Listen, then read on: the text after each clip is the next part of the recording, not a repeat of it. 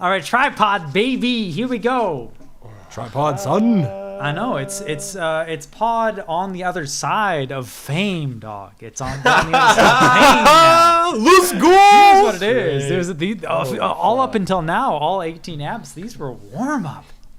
Honestly. Yep. No, to be fair though, to be 100% serious, we've been getting a lot of love this past week, man, and it feels good. It feels good. Pretty stoked. Yeah, it's nice stuff. Nice stuff. The trailer dropped today, and No, trailer dropped last week, bro. oh, that's right. Sorry. Yeah, trailer dropped last Monday. Shit. Yeah. Yes, last Monday the trailer dropped. Seemed to be getting a lot of love. No, it's great. It's great. I'm really basking in it. I think a lot of people weren't expecting the quality. I know Like, they weren't. I've heard a lot. I heard a lot of people like, "Oh, this looks like professional and shit." I'm like, "Yeah, these guys have good gear. Say word. We're very lucky." These guys have some nice toys that they're playing with. Also, welcome to TriPod. My name's Jaaron. Yeah, my name's Ryan. And that makes me Powys. It sure does, pal. TriPod. Bring in the tune. TriPod, legal drinking age, British Columbia, number 19, baby. Oh, snap. I didn't drink a sip of alcohol before I turned 19, all right? I still Get at me, haven't. Bonnie. Oh, wow. I haven't done it. Respect. So- Respect. 5-spec. Also, for the people watching the video, the crest on my chest is superior to the one on Powys's. This is right. Liverpool is greater than Manchester United. I mean, get at me, United fans. In terms of total domestic titles won, that's just not. Okay, well, I mean, I when guess was the most tiebreaker. I will jump on whatever side garners more favor in the comments. So. Oh, snap! spice. Jeevan, please watch this on YouTube. Fans. Go comment on YouTube. The fans decide. So we'll see. You know what's gonna happen? Brandon is gonna throw a monkey wrench in it because he's gonna vote for Arsenal, and he's going off ballot. Damn, son. Well, I mean, we need to hear from our number one fan. So This is true, dude. You have to respect. Yeah, even when we're on top of Hollywood, we take it by storm. Brandon will still be our number one fan. You got to remember where you came from, boys. 1,000,000%. Yeah. Man, so I'm just glad that some people had some people had similar reactions that we did to the trailer. Yep. I know. Yeah, no, I'm very happy with the too response we've much. had so far. Yeah, it's been Good a stuff. lot of joy, man. I mean, it's a climax of a lot of work. It's crazy to think that months of writing and planning and working and editing a lot of stuff. We were involved in kind of a lot of the pre-production, not so much of the post. Right. And all those hours that 10 to 20 people spent created, I don't know, 36 minutes of stuff probably. Somewhere around Right. there, probably. It's weird how much work goes into like a shorter overall product, but. I mean, to be fair, like I think you hit a very valid point where you said there's a lot of work and learning went into it. So moving forward, less learning needs to go into it. So we're probably going to be able to produce a lot more with a bit less effort, maybe. Like, I mean, not less effort into the actual creative aspect of it, but less effort into the like guess and check and learning kind of shit, Right. It's more so Hopefully, going to go at into making something better. Yeah, exactly. Right. I mean, more effort can go into the actual improvement of the content. Right. Hopefully. Right. I agree, but at the same time, we did go outside our comfort zones. In the of creation course. season 100%. Yeah. Yeah. And I Yeah. don't foresee us stopping that. I No, think because that's there's no growth going to happen if you get comfortable. So Yeah, no, we're yeah, gonna you're keep exactly right, swinging yeah. them. Yeah. So we might not just like be like, okay, well, we know how to do this. Yeah. We're gonna be like, okay, let's try this cool new thing. I mean, No, we you're- were you're- new gear throughout. We were trying new writing styles, trying new stunts, gimmicks. Yeah. Well, also, I don't really want to give away too much about what happens in the first season, honestly. Nothing away. Yeah, So, dude, yeah. well, Save yeah, that shit. It's just we're very, I guess, limited in what we could do. In talent. Like, in terms of location. Yeah, that mostly, but like locations, that kind of thing. Yeah. Like most of it was all in and during around like our the house. semi-lockdown, right? Like we filmed almost everything during the time where you could have like a small bubble. So the whole thing was like, Right. what can we get done in your guys' living room? Right. Exactly. Like, Soft whereas lock. now perhaps, hopefully by the time we're ready to film season 2, hopefully it can be a little more expanded, but I guess we'll Hopefully. see. I mean, worst case scenario, we've done it once, we'll do it again. So Right.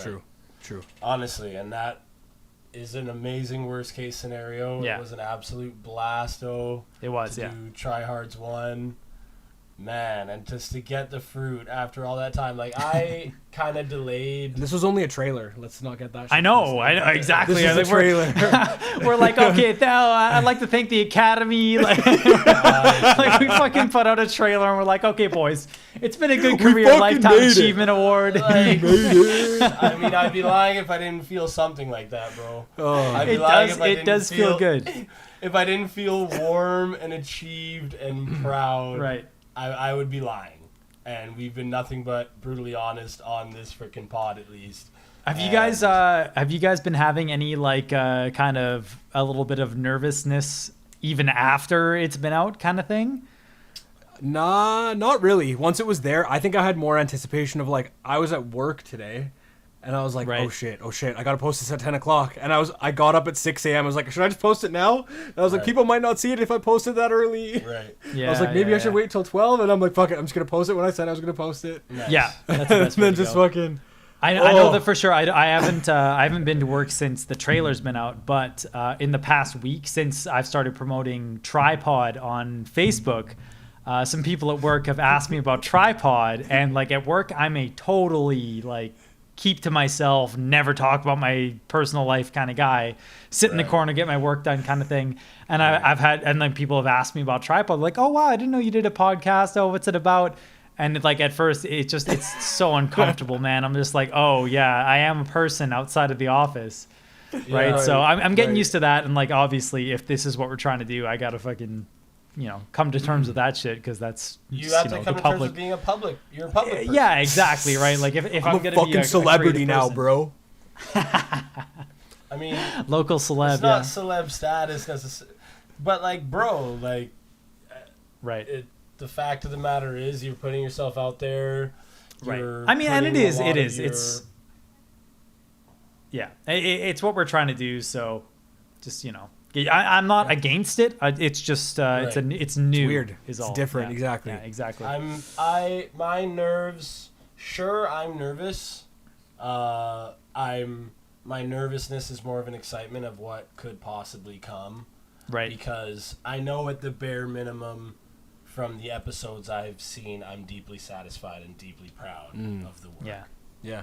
I'm definitely I'm more excited about the episodes now that people have been responsive to the trailer than I was before, and enough, I am more responsive to the episodes from when we've seen them finished than I was when we made them. So it's just as we go, I'm more and more happy with what we've got. So that's Yeah. nice. It's good. It's a little bit of self vindication, I guess.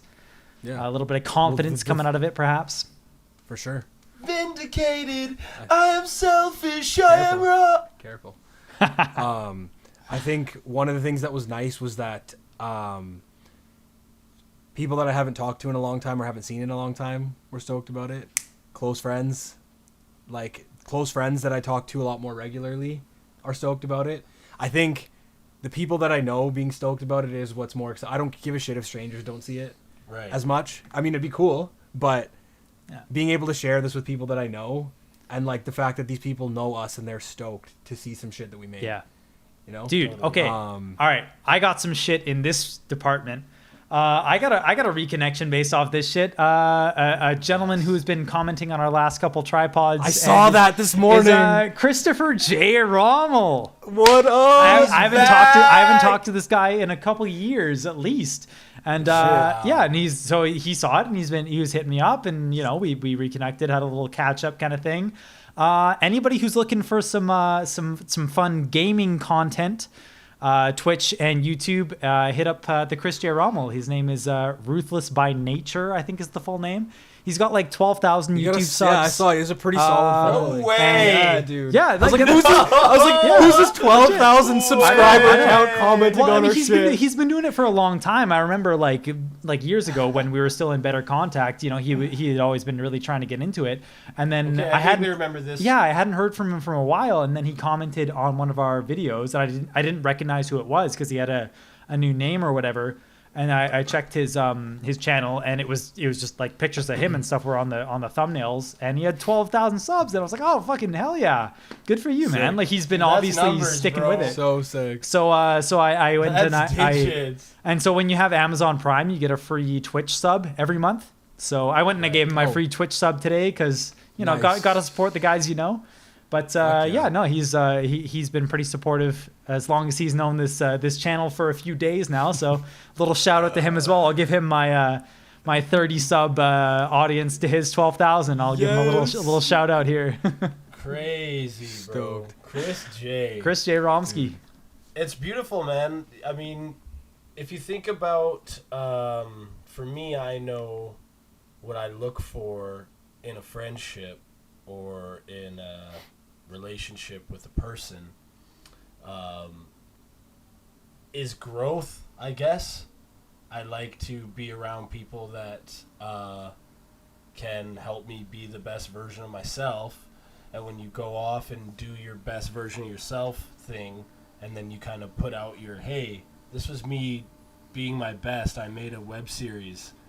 What do you think? And people are kind of supportive and with it and want, it's like, okay, yeah.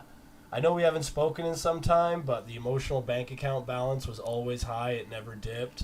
And I'm really happy we got to reconnect, and I'm really glad I've created not only an excuse to get in touch with you, but also an excuse to see you at your best, which is to give you an opportunity to support me. I know it might sound a bit like me, but if someone came to me and said, yo, listen, I'm starting this freaking honey business or burger business or yoga pant pyramid scheme, Sup? I'd entertain it. Get at me, 2021. But you have a chance to be like, okay, well, do I hold it down for this person or not? Do I visit them at the craft fair? Do I do this? And I know I've had a few shining people that have supported me through all of my varied entrepreneurial endeavors, from making coconut oil deodorant to slanging verbs on the stage at Lanaloo. Shouts to Ashley Gould. She's one of my biggest supporters of all time.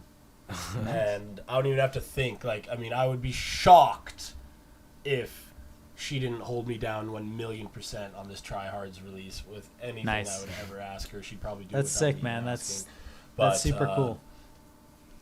Well, I mean, if she's that big a fan, get her to leave a fucking comment, dog. Like, where I don't see her in the comments. So is she a fan or? She's a fan, bro. Don't worry. 100%. OnlyFans. Million. All right. Shout out to Ashley Gould. Leave a comment or. Shout out to Ashley Gould. Or don't. You know, the thing. Or just be you because we love you. Yeah. Fine. 100%. Yeah. All right. Fine. People have value even if they don't comment on our videos. Whatever.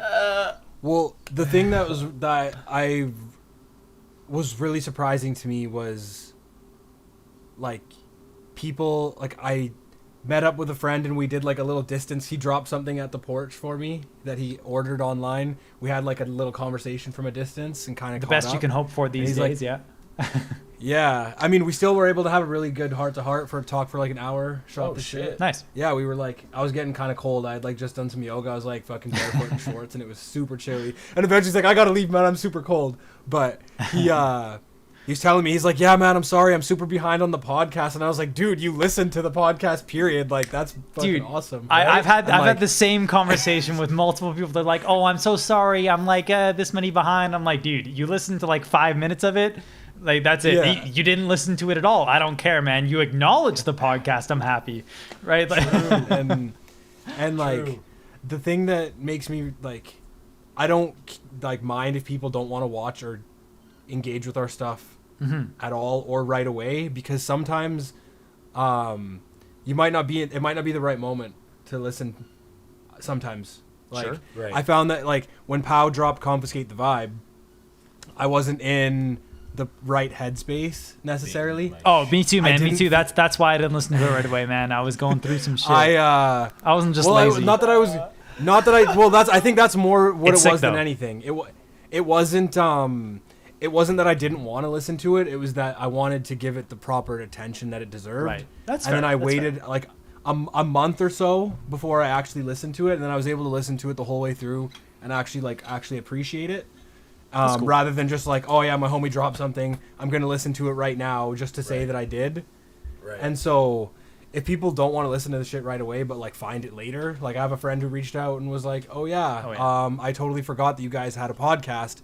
The trailer drop reminded me of a podcast. I just went to listen to F1 today, and I was like, that's fucking dope. Spice. Dude, absolutely, man. Like people. Yeah, go. Sorry, go ahead. Go ahead. Thank you, Ryan. I have the exact same. I'm learning. Stoyan, the guy who I met. Well, we got like a quarter second of lag, but the dude who I made Confiscate the Vibe with, Stoyan, aka Universe Hopper, dropped an guitar instrumental EP. Nice. And when it dropped, he said, "Yo, listen to it when you get a chance." I said, "Okay." What's it called? Let's. And it's called Lemniscates. Lemniscates. All right. Excuse me. Lemniscates. Lemniscates. That is the actual word Lemniscates. for the infinity symbol. Is a Ah, lemniscate. Nice. Cool. So and it has something to do with like the Latin word for ribbon. Okay. Universe Hopper. I'm sensing there's a little theme with this guy. Ribbons Right, go yeah, like it seems this. fitting. sounds like a deep Dude's got a And it's theme. Yeah, dude. Yeah. Cusp is probably my favorite track on it. Ooh, that's a great Cusp word. is fucking fire. And he's gonna lay down. We're gonna work together some more in the future. But yeah, Nice. no, it's sorry to completely hijack your thought line, but I just need to finish with this story. My dad told me one time when I was making a comic book about vegetables fighting food waste. I said to my dad, "Yo, dude, Right. I gotta get this info out here, bro. People need to know. People need to know what to do. People need to know how much of a problem it is, blah, blah, blah, blah. I don't want there to be any barrier to people learning about this. I have to release this comic for free." And my dad said, "Yo, that's honorable and all, but you have to give your friends an opportunity to support you." Right. And I was just like, okay, word. He's like, you can sell it for $2, $3. People would be down. Like, it's not a sweat thing. They're down. And yeah, I got a lot of support on a lot of ventures that were kind of pay what you like since then. So Yeah, I'm a similar thing. I'm definitely down for a pay what you like kind of system where, like, if people want it but don't want to pay, like, I don't want them to be, priced out of it kind of thing, right? Like, if people don't want to pay anything but still want to see what we make, Right. I want them to see it. But at the same time, like, I mean, if it gets to the point where we want to do that kind of model or, let people give us anything at all, I'm down to let people give us stuff, right? Like, it makes it easier for us to do it moving forward. Right, like things like the fact that we pay for hosting for the podcast, or whatever else it is moving forward. All these sorts of things that, like, we're paying out of pocket right now, which is totally manageable for the people involved at the moment. But why not? Right, like, yeah, I totally agree. Let people support us if they want to. Not that we're asking yet. We're gonna give you a little bit to support beforehand. So what we're saying is, end of season 1, stay tuned for TriHards OnlyFans account. Oh! What we're saying is, end of season 1, like, all you freeloaders are cut out. All right, we don't want you. We want only paying customers for season 2. Straight. That's not true. It's not true. Simple as that. I'm so sorry. I told you that. No, it's loving. No, he takes it back. We can renege on that lemniscate real quick. Lemniscate, great word. It's a beautiful fucking word. Oh, excuse me. Okay, this pod is going to be less swearing. You literally said that last Yeah. week. Less saying likes. You literally said this last And week. Ryan, what did you think of the trailer, bro? Nailed it. I had to big ups to the trailer. The vibe. I had to. Yo, glad we didn't talk about TriHards for the first Calgary legal age apps. of Right. the pod because we. I mean, there's going to be plenty of TriHards talk on the last 2 apps.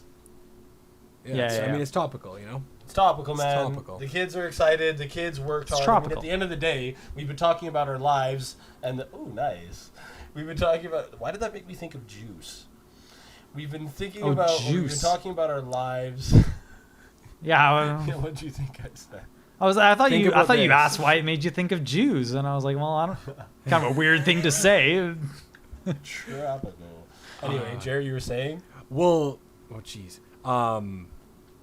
We didn't really talk a lot about TriHards in the early TriPod days, Right. Because on our first attempt at a pod, we were kind of like forcing the conversation to be about TriHards. Yeah. And then Yes, I was. you weren't the only one. True. And then Par gave a suggestion like, yo, just talk. And like if TriHards comes up naturally, he's like, he'd rather it just be a conversation, us talking.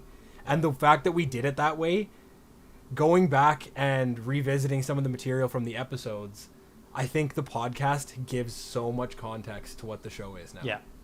Well, so I think it like, served its purpose.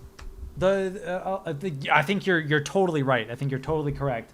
And I think it's also like the way we originally envisioned the podcast was to be like kind of like a sister production to the show, right?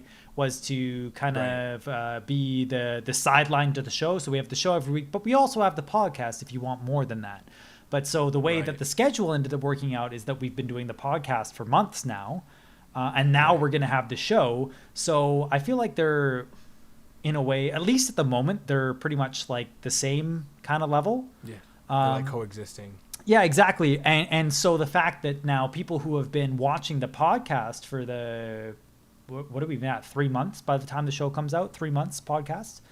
18 eps. Right, one a week. Four By the time the months. podcast comes out, that's like 21 or ish, and that's 20 or 21. That's So 5. 3 months, yeah. The people who've been watching that since the start, they have all of this like sort of context already of the three of us working together in this kind of comedy sphere. So that also like builds up a bit of hype for the show, which I think is kind of cool because that's the way I saw the podcast working originally. Was supposed to be, I mean, I guess that's sort of the same idea though, right? Like, I guess it doesn't really matter which one comes first. They're both supposed to feed into each other. For sure. So, I don't know. It's cool either way. So, I just thought the show was going to be out sooner. Originally is what I thought. No doubt. I like the fact that I think there have been enough pods that we safely can announce or just... It's clear that we aren't the people on TriHards is what makes me, you know? Yeah. Yes. Yeah, that's true. Like not... It's not a reality. Not entirely, at least. Oh, yeah. definitely not. We're acting.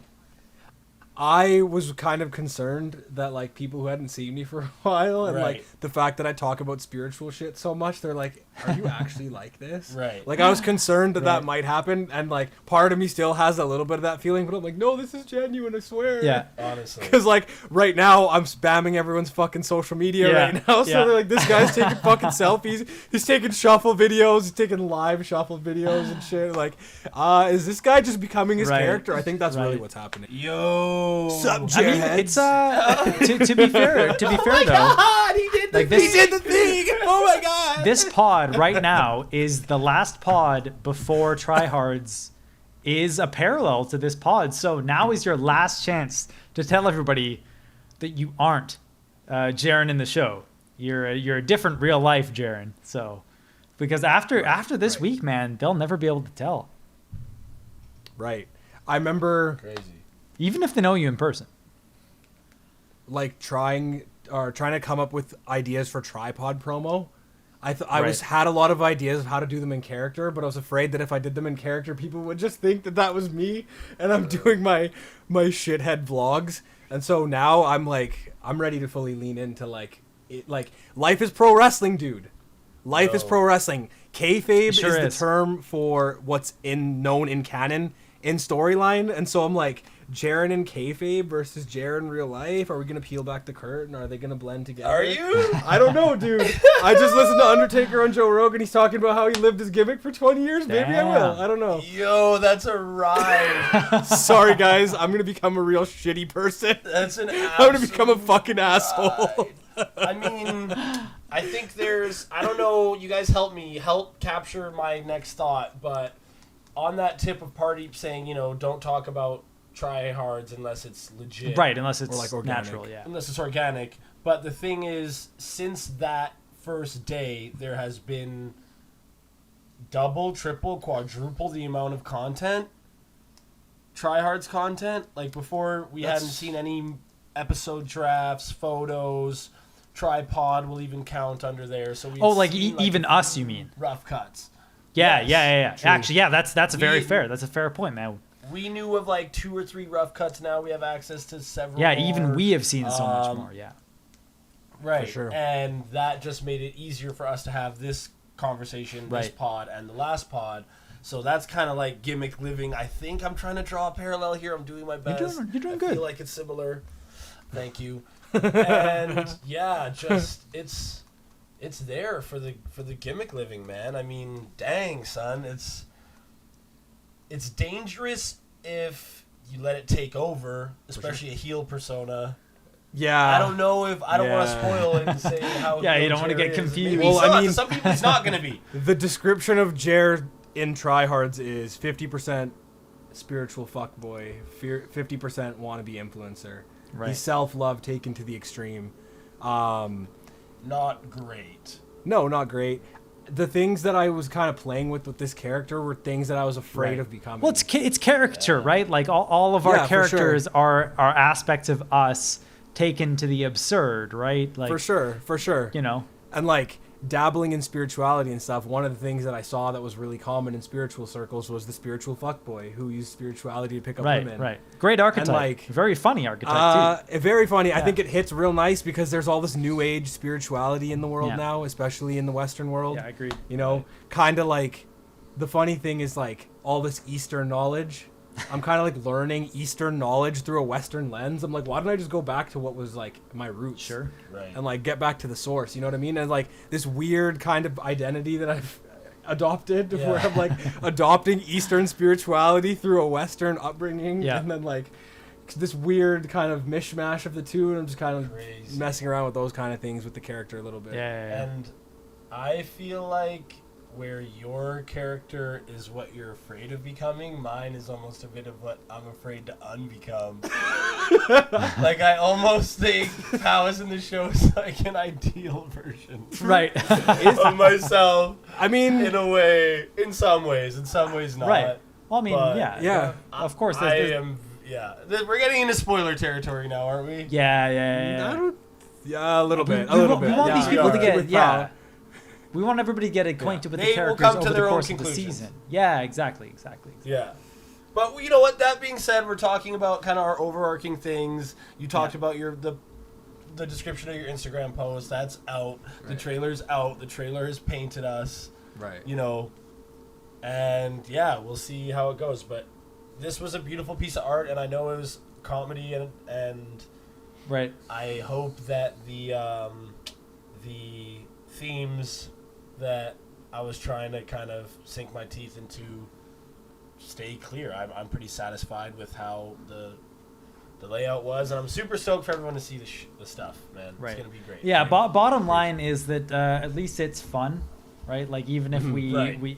even if we don't succeed at every aspect of it, at least it was fun at the end of the day, and I think a lot of people will probably 100%. like that. So, you know, that's a good thing. 100%.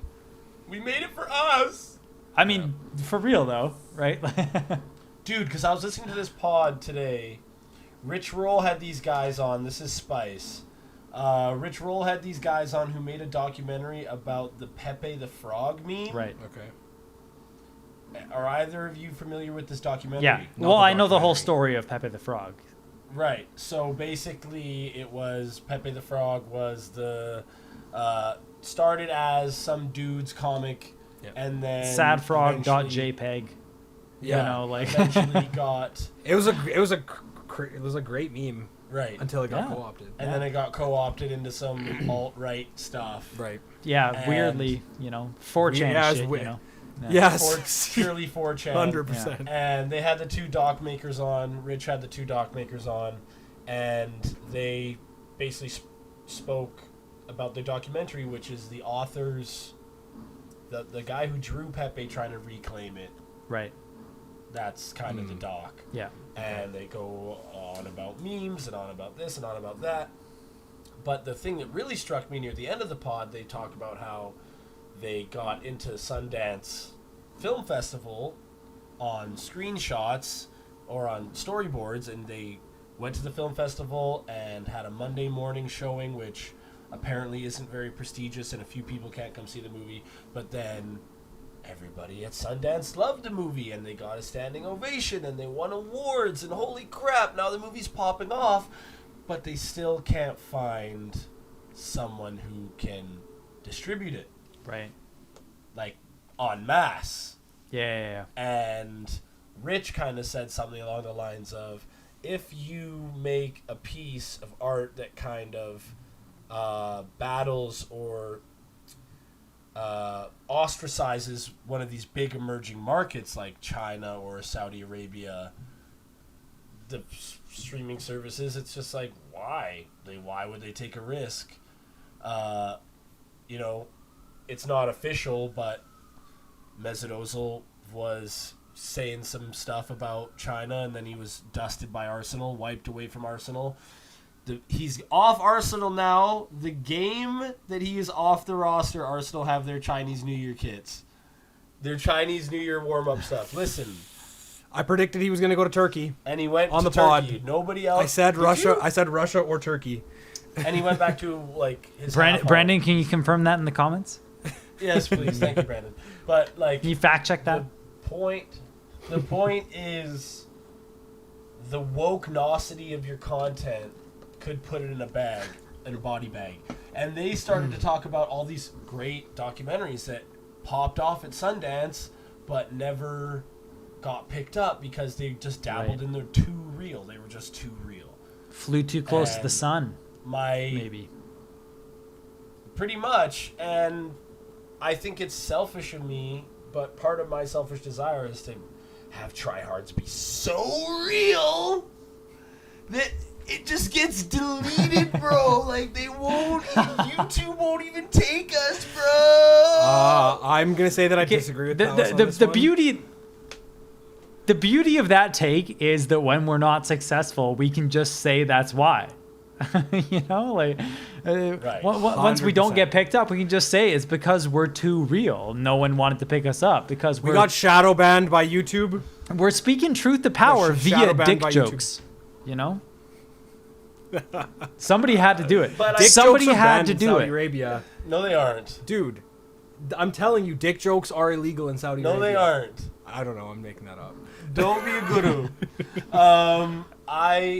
But I think the real art that I found, because when I was younger, I always thought everyone that was famous was just, like, they were just part of the global elite, and they just, did the correct sexual favor. And Oh my God! What? 100% of the time. 100% my of thought the time. line. It's, Literally was my thought line. So you're telling me that's all I need to do to get? I know. Like, why didn't you tell us this sooner? Come on. Seriously? No. And I had all types of reasons to back that stuff up. Okay. And What kind of reason? I would just always say things and think things like, okay, if you're He saw it in a YouTube video as a compilation. just it was a who's really seen Eyes Wide convincing Shut? YouTube. Who's seen Eyes Wide Shut? Throw it out in the comments if you've Eyes seen Wide Eyes Shut? Wide Shut parties. Anyone been to one? Anyone been to Eyes Wide Shut parties IRL? Okay, but the point is, I realize there's a different life path now. Like when you start to look at Lady Gaga before she was famous, and like, oh, she's just a beautiful singer and an amazing pianist. Kesha with her super high IQ. What really punched me in the nuts was listening to some of Pitbull's first music he put out. I'm like, yo, this guy is spitting absolute bars. Like, this is hip hop, dude. Like, this is real. This is sick.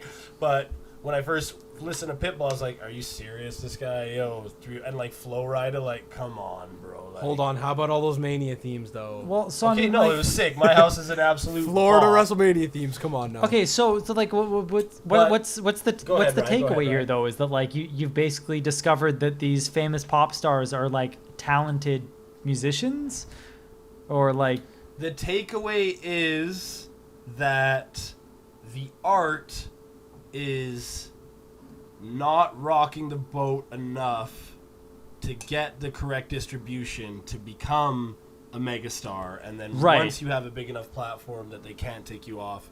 Right. So you mean that like these talented artists get like discovered and then get forced to make more watered down mainstream kind of content as opposed to like what their more so talented creativity might make. I believe that is one of the prices of fame. That's probably fair. That's probably fair. We talked about it on a previous pod too. Did we? We were like not that specifically, but we talked about like artists selling out, quote unquote. Right. Where it's like their stuff becomes a little bit more poppy, a little bit more watered down, so that it can cater to the masses a little bit more. Right. Part of it's probably from them, but part of it's like these guys are getting bigger, or girls are getting bigger. Record labels like, yo, we need this to be whatever. Record label gets their fucking fingers in it a little bit more. Right.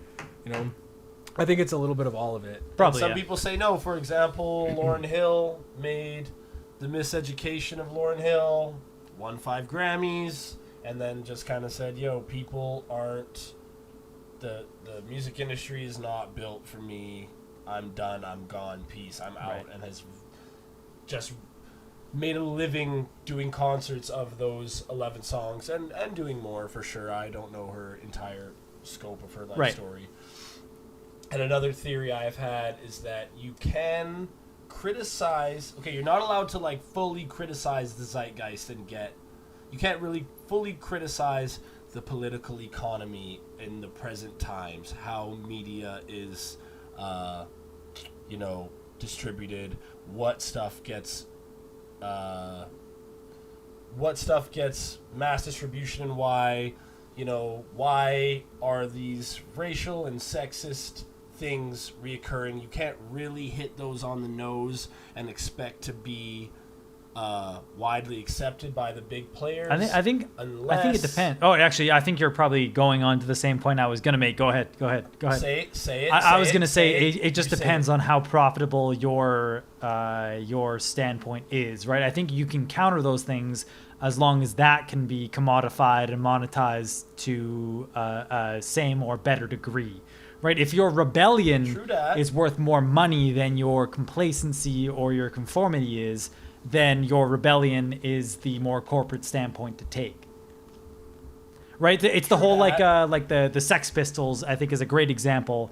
They're like this kind of prolific punk rock band kind of thing, but they're just like they're a group of dudes put together by a record label based on their aesthetic to sell to this kind of like sub movement thing where like there's the whole idea is this whole like anti-establishment, stick it to the man kind of thing, but they're just an entire corporate product, right? Where like originally that whole kind of movement kind of was birthed out of doing like the whole DIY punk thing where you make it yourself, you make your own records, you distribute your own records, and they kind of co-opted that in a way that like, hey, we can just kind of harness this aesthetic, but we can just make a bunch of money off it, right? So I think that's a great example where like they just kind of take that whole the whole view of all these things that are going against the status quo in that industry, but at the same time it's just the industry, but they're just kind of being smart about it. That's kind of what happened with the electronic music scene. I bet. It went from being like this underground thing. Then they came up with the term EDM, which is like this huge umbrella term. It's like this corporately created term to throw all of these genres into one fucking thing. It's easier to sell it if you call it fucking EDM. It sounds like a fucking hipster but there's like a big difference between like dubstep, which is like a lot heavier, versus like house music, which you can dance to. Versus nightcore. Nightcore, that's like some anime, fucking hardcore anime shit. But, I mean, a lot of the old school ravers are like not stoked with how commercialized it's become. Trance. Right. Trance is like the old school shit. Electro funk. That shit is all, and like Moon baton. Then you get some people that are like, well, this shit was all just co-opted from like disco, and it all came from the ashes of disco, and they're not giving love to disco. Yeah, well, I and mean, it's like all music is co-opted from fucking dudes smacking a drum for 3 hours, man. Like it's the evolution of music, dude. All of us 6 million years ago were just smacking drums around a fire, man. Like, come on. It's all just gone from there. Some people are still doing that. Dude, I mean, to be fair, man, and people fucking kill it at that shit too. They do. Yeah, there's still They some do. great shit in that sphere of music as well. Right? I was going to have a slightly different final point than you, Rye. Mine was going to be, you can chirp the political economy as long as it's not in the present time. How do you mean? So, like, Hamilton, for example, just goes off about irresponsible presidential spending. What are all these inconsistencies in, freedom and, the 10 Commandments? I mean, what are those things called in America? Constitution? Right. Amendments. Amendments? Amendments. And then you got Seth MacFarlane making A Million Ways to Die in the West, which, have you seen it, No. Rye? Jer? No, I haven't. So basically, he criticizes everything he possibly can about modern life, Okay. but does it in the 1800s, and instead of talking about marginalized, like, American races in the present, like, African American, Hispanic, whatever, everybody, it's, poor. Sure. He just, like, uses, what's the word? Satire? No. For indigenous. Uses indigenous people, who are also getting screwed in America, more so in Canada. Oh yeah, definitely But more so in Canada. Yeah. It's like, Still- whoa. This guy just hits the everything, like, ooh, damn, that works for 2020, but, like, it's in this lens, so you could say it, you know. I don't know. Even- I don't know. Even Sausage Party. What about something like SNL though, or like where they're just like going to town on Trump all That's the time? true.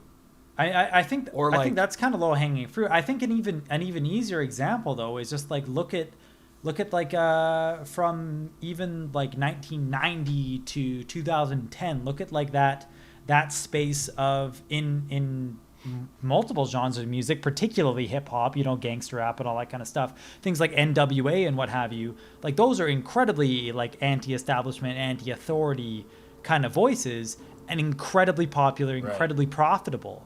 Right, like and certainly at least at their inception, very very authentic and true to their convictions and stuff like that.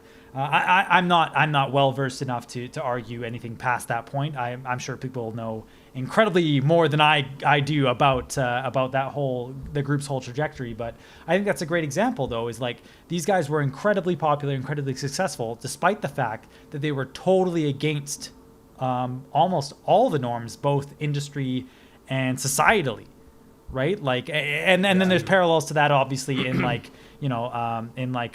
punk music becoming more and more mainstream kind of stuff in those years. Bands like, not that they're entirely punk, but grunge stuff like Nirvana and what have you, like those were definitely breaking the norms and these sorts of things, talking about topics that generally weren't the songs you would hear on the radio, right? Like, pop music and stuff up until that point is much more a kind of easier to digest, happier subjects, things like this. But then, these darker rock and certainly hip hop groups were kind of coming in and totally changing the kind of spectrum of what music and pop culture was about. And that just became more profitable for these, the people who were in charge, the ruling class of the industry. Right, and I think that's all that really matters at the end of the day for what gets popular. It helps that they're good musicians. Yes. So. That has to be the key, right? I mean, speaking of the key, there's this guy, one of the most woke rappers in history, I'll just say it. P. Crook. Low-key. We know it. We know it. Low-key is this British dude who made a song called Terrorist. And it's like... I'm sitting right here, dude. Dave. He said, Ahmad... No, he said, they're calling me a terrorist, but we don't know who the terror is, insulting my intelligence. Like, it was purely YouTube. Yeah. And he has made, like, not album after album, but every album he's made has been just, like, peak educational wokeness. I don't know if I've mentioned on the pod before, but he had Noam Chomsky open up one of his albums, and he asked him, Noam, in your book, Optimism Over Despair, you say the world cannot survive currently existing capitalism. Can you explain that for us? And Noam Chomsky just goes off, and he's like, well, as capitalism stands, you think about the largest banks in the world, J.P. Morgan Chase, and its CEO, Jamie Dimon. He's got two choices: to continue to make investments into the most dangerous and profitable sectors he can, like Canadian tar sands, and selling weapons, etc. Or his other option is to resign, to be replaced by someone who will do that. It's not an individual decision, Systemic. It's systemic, and Right. we can't survive that. And that album is only... It doesn't matter that there's people lining up in the streets screaming, "We want Loki." It doesn't matter that his physical album sold out. Sure. That shit's not going to get spun on BBC Radio Yeah, 1. but I mean, like, Right. that's a tough spot, right? Because, like, it's fair to argue that has like a great message and a good standpoint and all that kind of stuff. But at the end of the day, like, does it actually have that kind of widespread appeal that's going to make it, that accessible to everybody, right? Are people actually going to really enjoy listening to it despite the fact that it has a great message? I think it's really poignant to point out that you say they had Noam Chomsky kind of introduce this kind of thing, where, like, well, if I trust me, I'm a Noam Chomsky stan myself, but like, the fact that Noam Chomsky isn't, like, the most popular writer in modern day just goes to show that, like, well, I mean, maybe if it was in a more popular or populist kind of delivery system, then maybe it would work better, right? So maybe there's something to be said that maybe while the message is great, perhaps it's almost more important, especially through an artistic lens, for it to be more of like a pop aesthetic or something like this, to make it more accessible to people, and then there's messages there within, instead of just having the good message, right? Because the good message can get lost if nobody wants to listen to it, which is kind of history. People have been saying smart shit forever, right? But not a lot of people want to listen to it. So Right. Because I think a lot of people want to look away. That too. A lot of people don't want to look at the shit. We all do. It's not some people. It's everybody at some time. On that Noam Chomsky shit, there was like a documentary, like Requiem for the American Dream, that I watched in like my early 20s, and I remember I watched that in a pretty dark time in my life. I watched that and I was like, is there any hope for the world? I was like, is there any hope for this shit? I was like, should I go into politics? Like, what can I do? Yeah. And like, I've come to realize that, like, my philosophy now is change your internal world, and that ripples out into the external world. Right. One of the things with a guy like Chomsky, unfortunately, is people don't take the time to actually listen to what a guy like that has to say. Right. They'll listen to how he's judged by other people. He gets dismissed as fucking communist, as a fucking lefty, as a whatever. As if those are bad because things. Well, like, I mean, it's because of what that.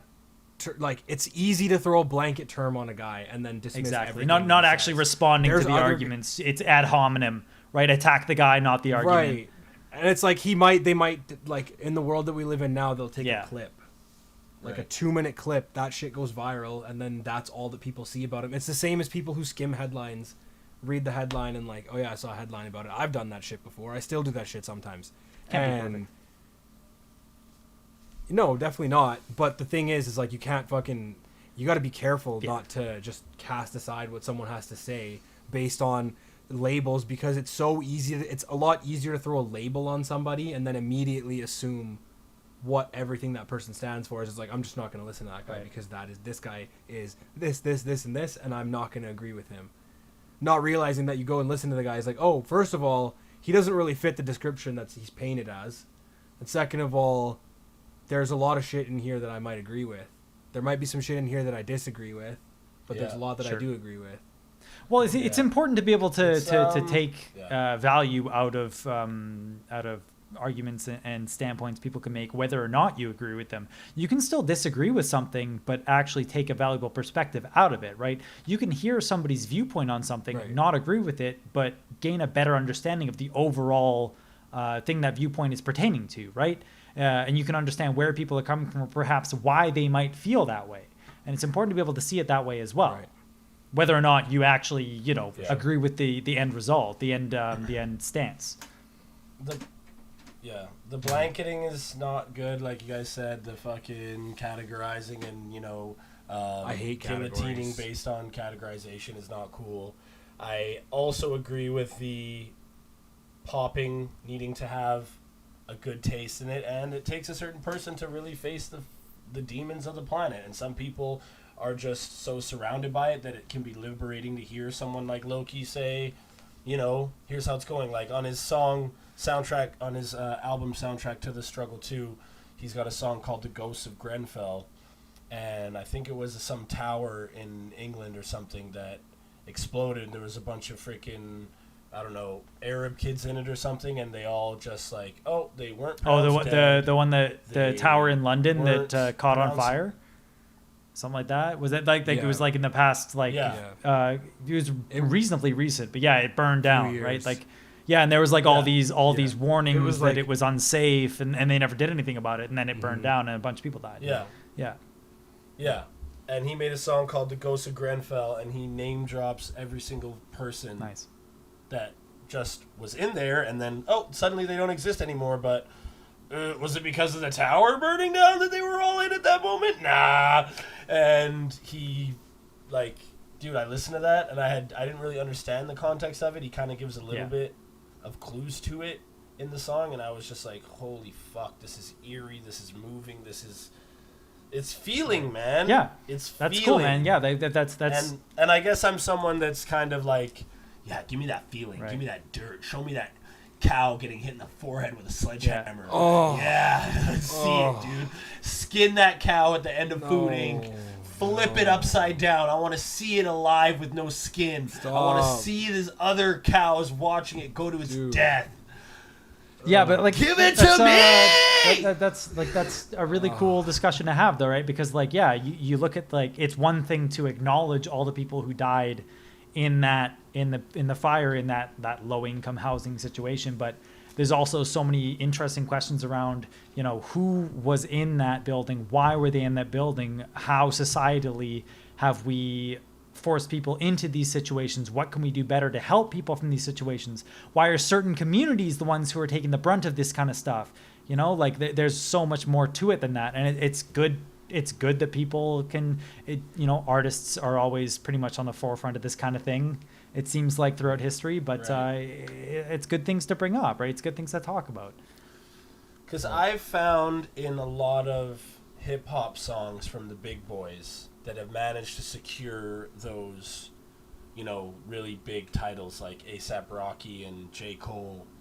Kendrick's a little bit of an exception, because he literally said, no preliminary hearings on my record, which is just so sick, because these guys will get their albums listened to and be like, okay, let's make sure they're not saying F the label and all this stuff. Don't bite the hand that feeds. Yeah, I've found that a lot of them will drop some of their most woke stuff in their third verses. So they stop listening? Yeah, where you slide it in there, That have something to do with them stopping listening. Sometimes it's just... Yeah, so that's part of the art is give me your money and give me access to your studios and give me the greatest producer so I can make this absolute ear milk that everybody wants to ingest, but I'm going to chirp you in a subtle way that you don't even know. Like ASAP Rocky was his line, like Holy Ghost, like the end of it. The game is full of they're giving out deals finna own these rappers. The game is full of snakes and the game is full of slaves and they're mostly rappers. You sold your soul first, then your homies after. Who told these stupid field niggers they could own they masters? And it was just like, hold on, what? You guys hear that, right? Like I was so we gotta bleep that. Oh Jesus! Doesn't your identity don't matter, dude? We're on YouTube, dog. Actually, is that a thing? Yeah. Well, yes, absolutely. You can't drop a hard R. It doesn't matter who's saying it. I was. Who say run? But yeah. Anyway, the moral of the story is the dude. You had to get sneaky. Yeah. And I hope to play that game. That's what we do with our dick jokes. It's true, man. Yeah, there's a lot of societal commentary in our dick jokes if you really kind of look. When you look at the artist's intent behind the text, you know, there's a lot of things being said that you might not have realized. But if you think about, like, even one of my favorite, more recent, like, post-2013 rappers, Big Sean, his albums now are just straight up like, oh, shit. I thought P. Crook wrote that album. Like, his latest one, man, Detroit 2, I was just like, this is... I still haven't listened to it yet. The most woke hip-hop... Like, he's got a song called Zen the Fuck Out. He's got, like... He went through a weird transformation. I heard him in an interview, and I was like, who is this guy? Yeah. He's just straight up... He's like, yeah, I read The Alchemist, I read The Four Agreements, or I read The Alchemist, I read The Celestine Prophecy, and now my life's different, basically. And... I don't know, what is that? What are those?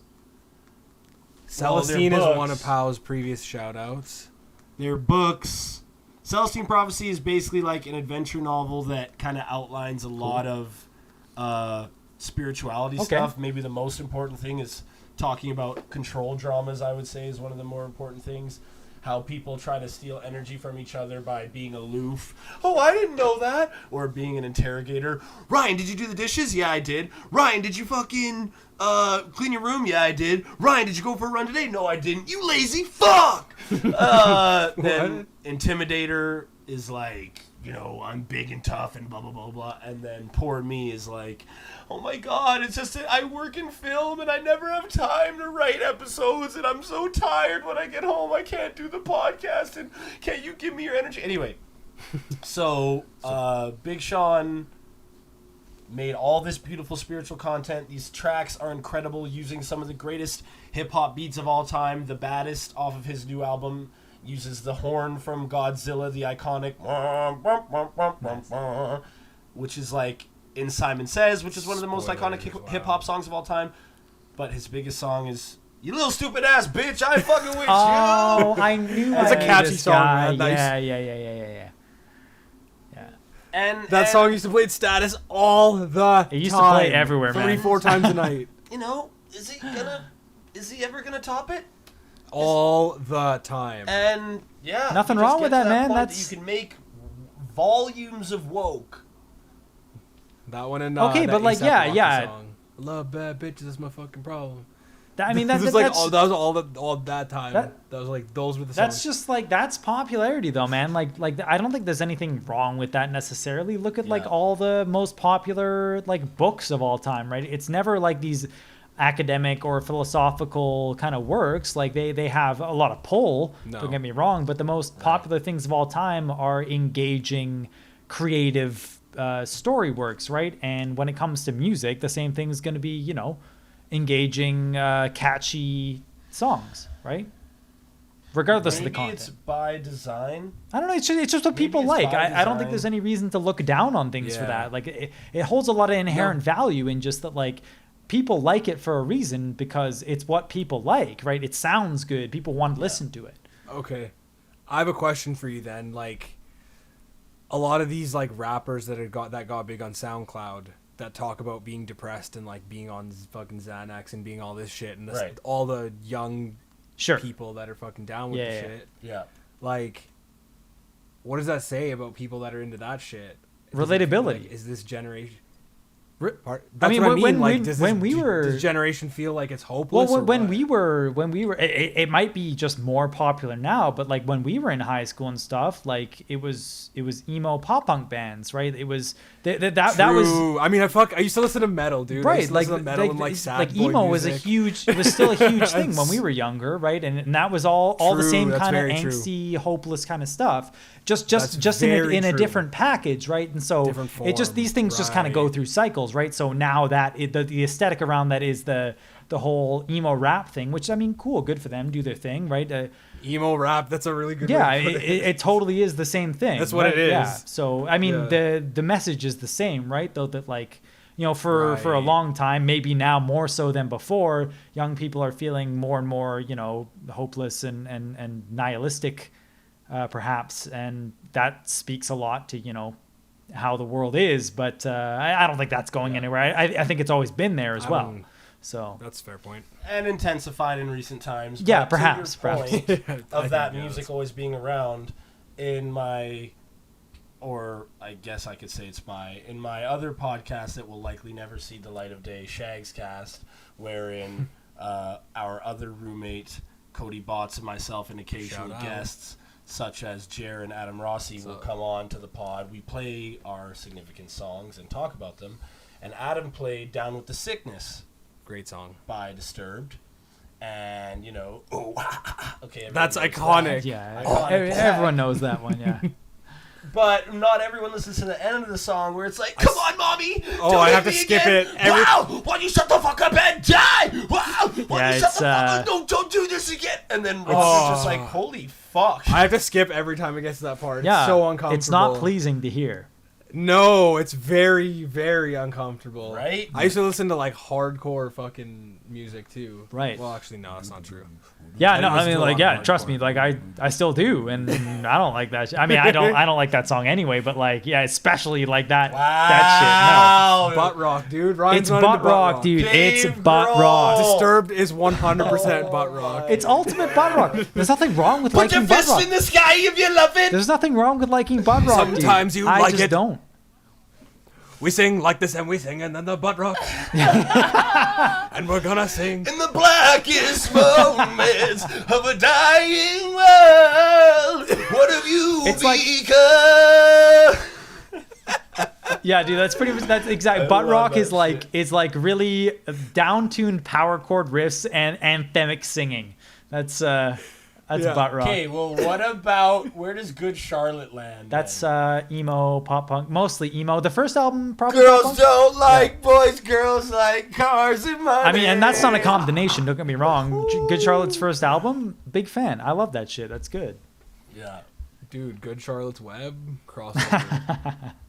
Will Burr, rest in peace. Bill Burr's younger bro. Yeah, Will Burr. He got clocked in the fucking Yeah. between his eyes. In the No, pineal can gland we with a stop with slang. this shit? I'm not going vegan. Right. All right, well, we I have mean- an arc for I mean- season X. Fellas, though, TriHards, TriHards, Right. baby. dude, trailers out there. Rated there. Trailer's out. Trailer's out. Yeah, it's out there. We're We gonna- absolutely flew on another amazing pod. Let's just suck ourselves and say I had an amazing time on this podcast. I know. It hurts. First It half- hurts to get to that level, but here we are. First half was very self-suckage, and then second half was just deep introspective into one of my favorite topics to discuss. Is a like bit what heavy. makes a star. Star making, man. They call me Star Maker. I want to make a star. Star maker. Hopefully the three of us can be made a. We Hopefully are the three of bacon. us can get some clout from this and repay three of us director get for clout. getting these fantastic performances out of us and the Nomad production team and blah blah blah. You know, blah. actually, I'm not really down anymore. I think this is where I'm gonna call it quits, guys. Yeah, I'm just gonna have to. I've been looking for an out, and I'm glad Jaaron threw me that line because kind of fuck this. Yeah. Can I'm in a competing podcast and web series group, so I might just go full time with them. He's actually replacing Justin Trudeau in Bonnie Henry and John Yeah. Horgan's threesome. Yeah. Right. They made me Trudeau shoot is a. getting voted out of office. Yeah. I did a audition tape. I had to go full blackface for it because I'm replacing Justin. Oh, so yeah, okay. They wanted to make sure that I could do it. Beat that. So, it's. Have fun being on Chris Rommel's fucking TriHards, bro. You, Chris Rommel, and Shane Mack. We're making a gamer. I'd We're be making so a gamer down. TriHards, dude. I'd be so down for that. We need to link up Shane Mack and Chris Rommel, bro. Hilarious. All right, well, It's like matchmaker before I die. dude, it's gonna happen. But Fuck. All right, yeah, we're done. boys, Right? dude, pod's over.